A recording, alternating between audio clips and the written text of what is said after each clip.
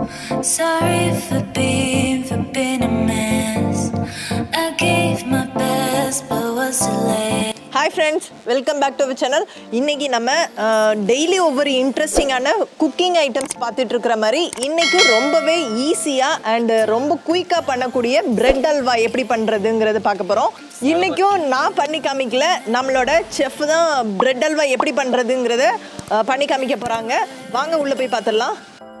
இப்போ நம்ம பிரெட் அல்வாக்கு என்ன செய்யணும், ஃபஸ்ட்டு வந்து நெய்யில் இந்த பாதாம், முந்திரி, சாரப்பருப்பை வந்து ஃப்ரை பண்ணி எடுக்க போகிறோம்.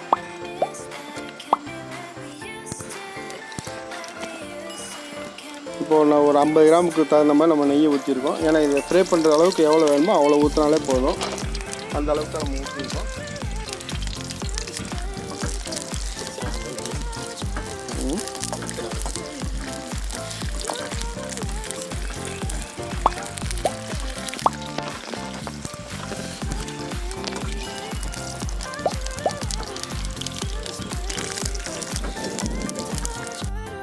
லைட்டாக துருள் விழுந்துட்டுருக்கு, அதனால தான் கொடை பிடிச்சிட்ருக்கோம்.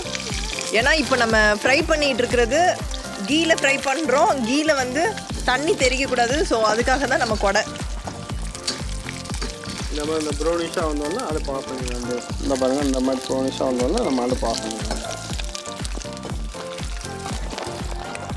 ஒரு பாத்திரத்தில் ஒரு 5 கிளாஸ் தண்ணியை ஊற்றி அதில் வந்து நம்ம வந்து ஒரு 1/2 கிலோ சுகர், இப்போ நம்ம பிரெட் வந்து 1/2 கிலோக்கு எடுத்துருக்கோம். அதுக்கு தகுந்த மாதிரி நம்ம 1/2 கிலோ சுகர் போட்டு அது நல்லா பாயில் ஆகி வரணும். வரப்போகும்போது நம்ம வந்து இந்த பிரெட்டை வந்து ஃப்ரை பண்ணி வச்சுருக்கோம். ஏன்னா இந்த ஃப்ரை பண்ணி வச்சுருந்தா தான் இது முறுமுறுப்பு தன்மைக்காக வந்து என்ன செய்யணும், நம்ம இந்த மாதிரி ஃப்ரை பண்ணி போட போகிறோம். ரொம்ப சிம்பிள் தான். பாருங்கள், இந்த தண்ணி வச்சோம், அதில் இது மட்டும் ஃப்ரை பண்ணோம். இந்த அதில் சுகர் தானே, சுகர் இதாக இருக்குது. சுகர் வந்து பாயில் ஆனாலே போதும். சுகர் பாயில் ஆக போகும்போது அப்படியே கரைஞ்சிடும். அது சுகர் கரைகிறது வரை மட்டும் தண்ணி பாயில் ஆனால் தண்ணி பாயில். Okay sir. இந்த பாயில் ஆகிடுச்சு, அவ்வளோதான். அந்த இதை போட போகிறோம்ல.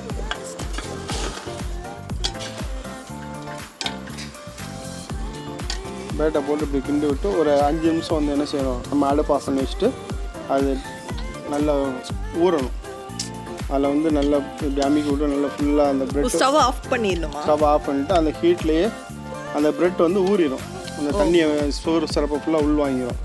உள்வாங்கினதுக்கப்புறம் நம்ம மறுபடியும் கிண்டி விட்டு நம்ம அரைச்சி இந்த ஃப்ரை பண்ணி வச்சுருக்க முந்திரி, பாதாம் அதில் ஆட் பண்ணிட்டோம்னா அவ்வளோ நல்லாயிருக்கும். ஓ, ரொம்ப சிம்பிளாக முடிஞ்சு. சிம்பிளாக இருக்கும். சூப்பர். இப்போ நம்ம ஒரு 5-10 நிமிஷம் ஆயிடுச்சு. ஆனதுக்கப்புறம் நம்ம இந்த மாதிரி ஊறிடும்.